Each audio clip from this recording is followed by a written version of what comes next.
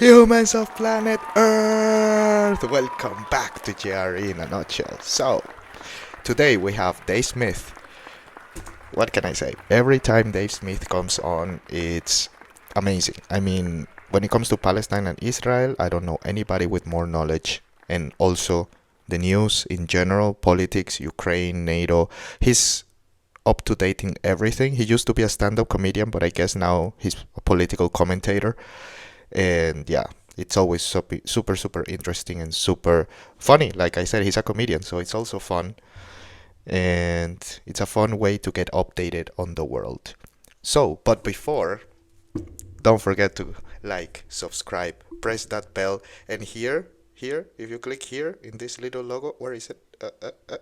Here. If you click there, you can subscribe right away, and tell your friends about the social media. I mean, all of this. Follow, share. You know what to do. Cool, man. So, let's start with Dave Smith. Amazing conversation as usual. Amazing. And since we have 2 episodes in a row that have 5 nuts, is it gonna be back to back 3 record? Let's see. So, we start with politics as usual, and the first 10 minutes, 10 maybe 15 minutes, they are rambling a little bit, but it's all fucking fire, man. It's fire. I was actually, when I was listening, when I was 10 minutes in or something, I just thought, you know what? The episode that I'm gonna film is gonna be just these 10 minutes. I'm gonna go like, hello, welcome to JRE in a nutshell. That's it. Here's the clip. It's amazing, guys. Really. Check out the first 10 or 15 minutes. Like, I don't think you can turn it off after that, because it just, oh man, it just builds up. It's an amazing conversation. Then, of course, after a little bit of rambling, they move to Palestine and Israel. And actually finding this comic was pretty fun, because you can see that it's made in 2009. Yeah, even the guy here, it should say Hamas, right? I guess. And yeah, it aged well, because that's exactly what's happening. So what it says in the cartoon. But when it comes to Dave Smith, updates, he knows everything, man. This guy is crazy how much he knows and how well he can put it, and how eloquent everything comes out. He speaks for people that don't know anything, that don't have any context. Even if you don't know shit what's going on, you can listen to this conversation and fuck, he puts it so well. It's crazy. So they stay in Palestine. They move a little bit to Biden and stuff, but they speak a lot about Netanyahu and how corrupt he is. And yeah, that face that he puts is exactly the same face that I put when I'm having a geopolitical argument about Palestine, and the person supporting Israel don't remember that these people has been in prison for 60 years in an open air prison, and being treated like not humane, let's say. And I'm not saying that I support Palestine. I'm actually looking forward for Israel to do something nice, so I can cheer it and support it. But I'm just stating facts, it's I mean, do something good, Israel. You want the support, then do something nice for these people. Not only bombs and no water, no electricity, and with the excuse that you're trying to kill terrorists. Yeah, but for the last 60 years, you also treated them like shit. I mean, now you're just allowed to bomb them. But come on, man, that's not cool. Anyway, moving on, they move to Ukraine then, NATO, all the situation that's going on, that could go on, a little bit, of course, what happened in the past. As usual, Dave is very good at putting everything into whatever he's talking about. He always gives a little bit of context, very precise, very efficient, and then he moves on to the subject. It's unbelievable. This guy is really good at what he does.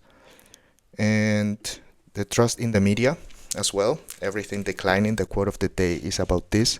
And I also forgot to say that during the time he was talking about Israel, he spoke specifically about Gad Saad, and he said exactly what I said.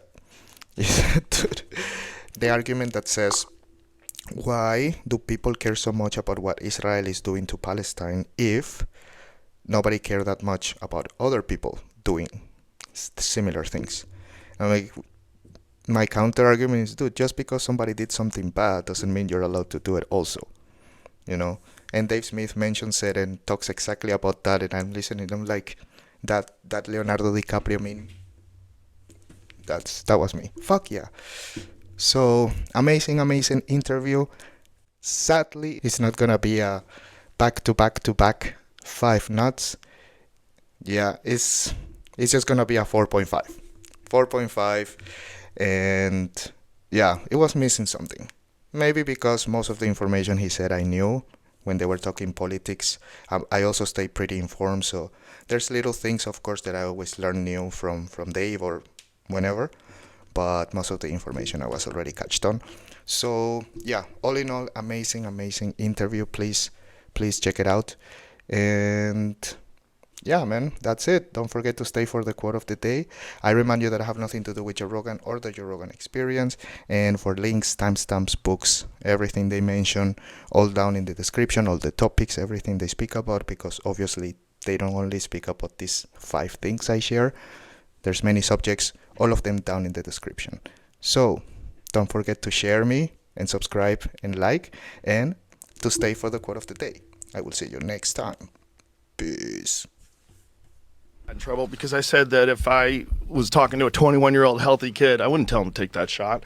Wasn't that in here? That was in the other one. That was in the red room? That was in the early days. But That might have been our first podcast in Austin. Yeah, probably together. Was. Probably yeah. was. Well, it aged pretty goddamn good, Joe.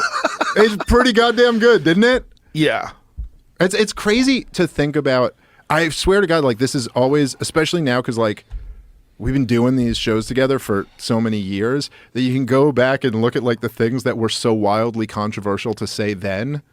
And they're 100% accurate. And they were totally accurate. And now it's not even controversial at all to say. It's just like, oh, yeah, that's common sense now. Yeah, most of those things now. And, you know, it's just...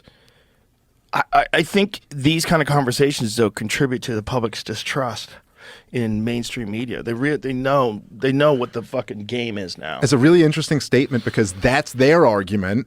You know what I mean?